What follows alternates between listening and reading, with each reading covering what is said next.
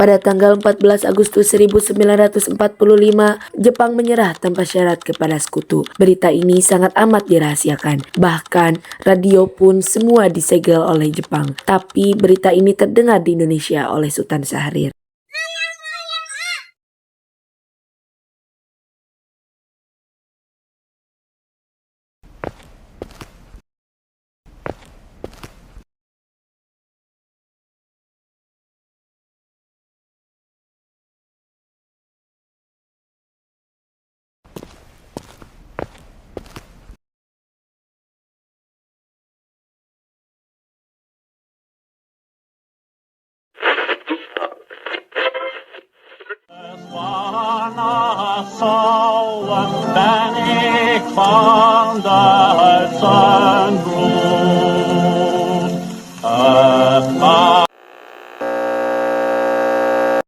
Of Japan and the Japanese government and the Japanese Imperial General Headquarters to sign the instrument of surrender at the places indicated. Sore hari setelah mendengar berita kekalahan Jepang, Sultan Syahrir dan para pemuda mengadakan rapat di Jakarta. Kita di sini untuk membicarakan rencana kita menuju ke gerbang kemerdekaan Indonesia. Jepang masih resmi Indonesia, tanah paksa masih dijajah oleh Jepang. Assalamualaikum. Waalaikumsalam. Sudah dapat berita menggembirakan bagi kita semua bahwa Jepang telah menyerah kepada sekutu. Saya mendengar berita tersebut dari radiologi negeri, maka telah terjadi kekosongan kekuasaan di Indonesia. Sungguh kabar gembira yang Anda katakan tadi. Tapi apakah itu kekuasaan yang salah? Biar saya perjelas. Jadi sekarang Jepang tidak berkuasa lagi karena telah menyerah kepada sekutu. Sedangkan sekutu belum menguasai kekuasaan di Indonesia. Baik, saya mengerti. Terima kasih. Lalu apa yang harus kita lakukan untuk menguasai kekosongan kekuasaan ini? Bagaimana kita meminta pada Bung Karno dan Bung Hatta untuk memproklamasikan kemerdekaan Indonesia secepatnya? Saya setuju dengan itu. Ini memang waktu yang tepat untuk memproklamasikan kemerdekaan Indonesia. Baiklah, kalau kalian semua setuju, mari kita pergi ke rumah Bung Karno untuk membicarakan hal ini. Apa kalian setuju? Setuju. Tapi jangan sampai diproklamasikan kemerdekaan diproklamirkan oleh PPKI. Mengapa Anda berpendapat seperti itu? Karena PPKI adalah badan pembentukan dari Jepang. Kita tidak ingin ada campur tangan dari Jepang untuk memproklamasikan kemerdekaan kita sendiri. Maka dari itu, marilah kita sepakat untuk menolak berbagai hadiah dari Jepang. Karena kemerdekaan ini kita yang akan menyusun sendiri. Tepat sekali. Kalian pergi ke kediaman Soekarno untuk memberitahukan informasi tersebut. Saya dan lainnya akan memberitahu golongan muda untuk merebut kekuasaan Jepang. Rapat pun diakhiri. Keesokan harinya, pada tanggal 15 Agustus 1945, Sayyidul Saleh, Sultan Syahrir, Wikana, dan Darwis tiba di kediaman Soekarno dengan maksud menyampaikan hasil keputusan rapat. Assalamualaikum, Bung. Waalaikumsalam. Permisi, Bu, apakah ada Bung Karno di dalam? Kami ingin bertemu dengannya. Oh begitu, silahkan masuk.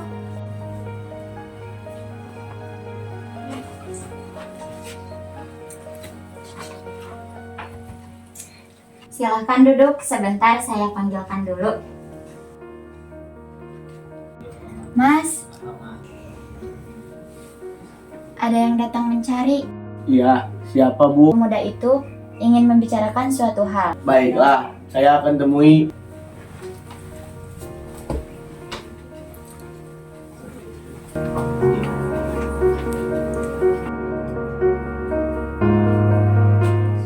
Silahkan duduk. Ada hal apa yang ingin dibicarakan?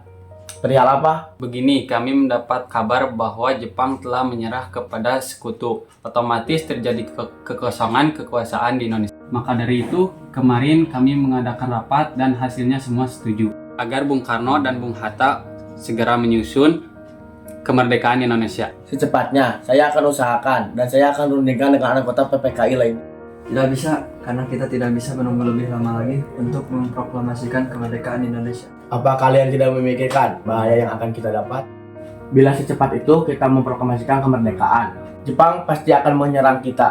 Justru itu, kita bukan penguasa Indonesia lagi. Jadi untuk apa kita menyia-nyiakan kesempatan ini? Nanti saja setelah kita bicarakan dengan anggota PPKI. Saya tidak berharap Anda rapat dengan anggota PPKI. Saya takut Jepang tahu dan akan menggagalkan rencana ini. Tapi PPKI adalah satu-satunya cara untuk menceritakan Indonesia. Tapi Bung, kami tidak ingin merdeka oleh Jepang. Baiklah, berikan saya waktu untuk berunding dengan golongan tua. Baiklah, kalau begitu saya izin pamit dulu.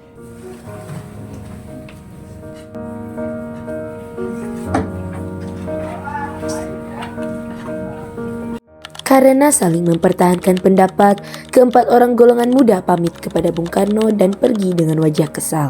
Lalu Soekarno meminta golongan tua untuk ke kediamannya. Bagaimana ini Bung? Para pemuda mendesak kita untuk memproklamasikan kemerdekaan. Tapi kita tidak boleh gegabah. Kita butuh waktu untuk mempersiapkan semuanya dengan matang agar tidak terjadi sesuatu yang tidak diinginkan. Saya setuju. Sekarang yang terpenting adalah bagaimana menghadapi para sekutu yang hendak menguasai negeri ini. Selain itu, masalah dalam acara kemerdekaan dibicarakan sidang PPKI pada tanggal 18 Agustus mendatang.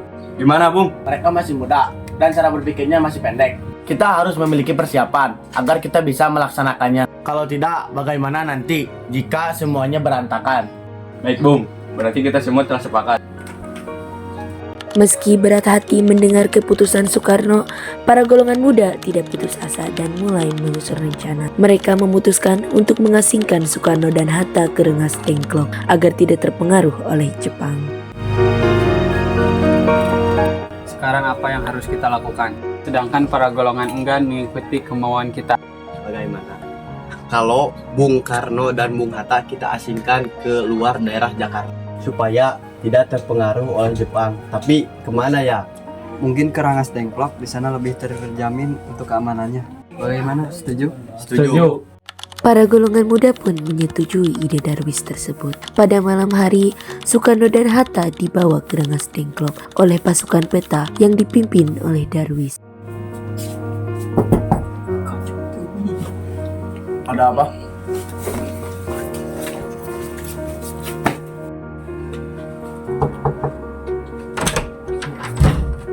Iya, ada apa?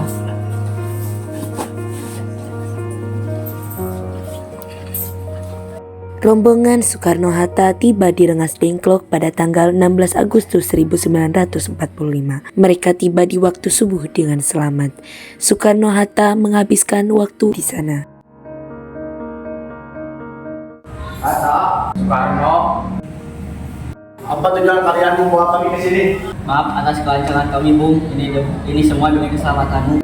Kami ingin membicarakan tentang proklamasi ini lagi, Bung. Bukankah Soekarno katakan bahwa masalah ini akan dibahas di sidang PPKI? PPKI itu buatan Jepang. Kami ingin merdeka tanpa campur tangan orang Jepang. Kita masih terlalu dini untuk memproklamasikan kemerdekaan. Kita masih butuh campur tangan Jepang untuk memproklamasikan kemerdekaan.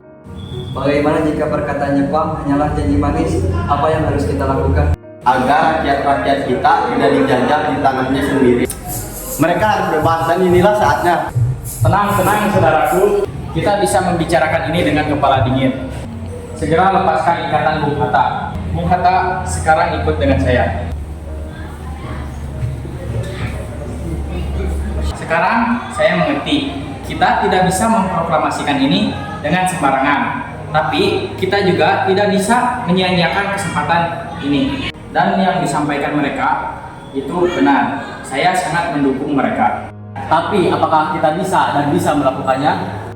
Selagi kita bersama, kita bisa melakukan. Tenang, para pemuda kita sedang menyiapkan pertahanan dari serangan sekutu dan bangsa Jepang yang mendengar kabar dari bangsa kita. Bagaimana, Bung Karno? Baiklah, mari kita proklamasikan kemerdekaan tanpa campur tangan Jepang.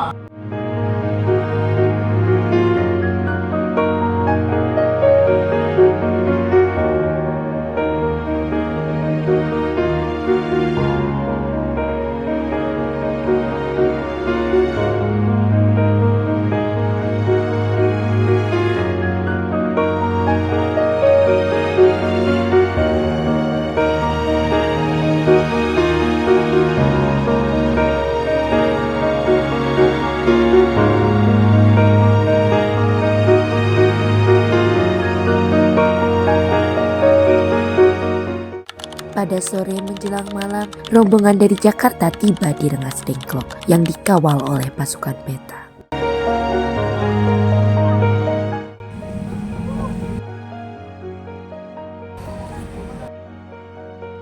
Bagaimana keputusanmu?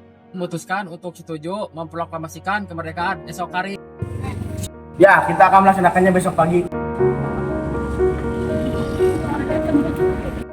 Selesailah perundingan mereka di Rengas Dengklok dan bersiap untuk kembali ke Jakarta, melanjutkan pembahasan tentang proklamasi 17 Agustus 1945. Mereka membahas di Rumah Laksamana Maeda.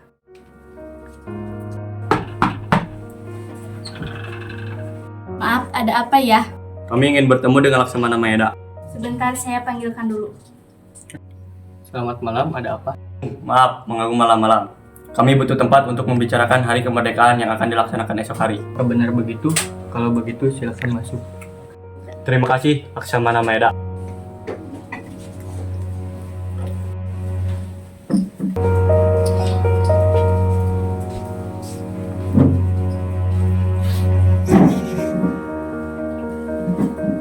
Duduk. Sebenarnya saya turut bergembira mendengar kabar ini. Silakan pergunakan apa yang kalian butuhkan. Apakah ada pena dan kertas, Laksamana? Sebentar, akan saya ambilkan.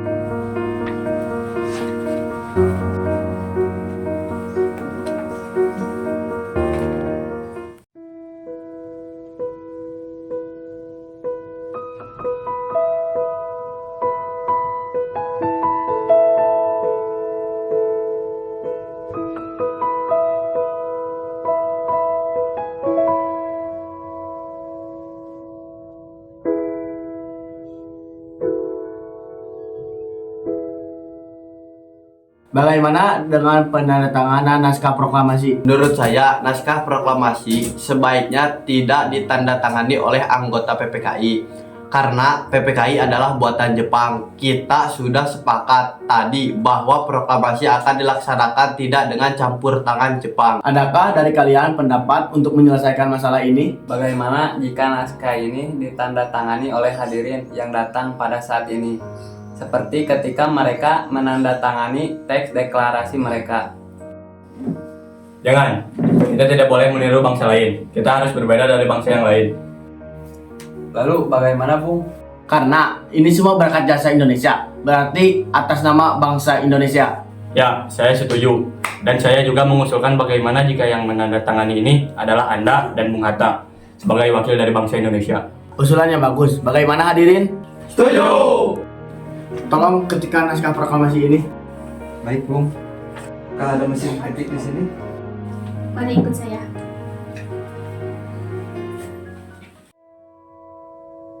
Indonesia tanah air beta pusaka abadi nan jaya. Indonesia sejak dulu kala tetap dipuja-puja. Setelah perundingan di Rumah Laksamana Maeda, Soekarno pulang dan disambut oleh istri tercinta. Alhamdulillah, semua berjalan dengan lancar. Terima kasih Bu, telah menemani saya di masa-masa yang sulit ini. Terima kasih kepada Allah yang telah memberikan kita jalan untuk memproklamasikan kemerdekaan bangsa kita. Apakah kalian sedang merencanakan bagaimana proklamasi besok akan dilaksanakan? Sudah, kita akan melaksanakan upacara bendera yang diiringi dengan lagu Indonesia Raya karya Bung Supratman. Ya, bukankah kita belum punya bendera? Lantas bagaimana? Ampun, lupa. Bagaimana kalau ibu saja yang menjahitkan benderanya? Tapi ibu tidak punya kainnya, Pak. Yang ada hanya kain merah dan putih. Lantas bagaimana? Kalau begitu, buatkanlah bendera dengan sederhana. Yang penting kita ada niat. Baiklah, Pak. Ibu punya ide. Bagaimana kalau kita namakan saja benderanya Sangsaka Merah Putih? Nah, baiklah, kita menamakannya Sangsaka Bendera Merah Putih. Ya udah, Bapak bersiap-siap dulu sana untuk mempersiapkan proklamasi besok.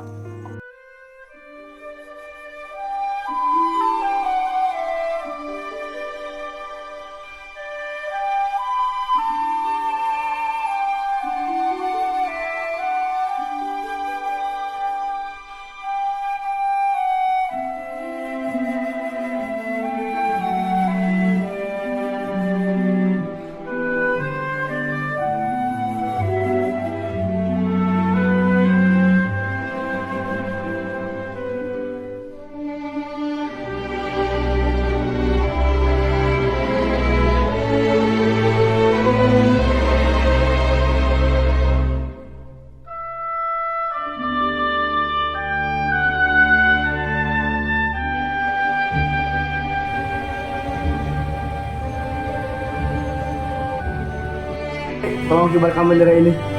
Siap, laksanakan.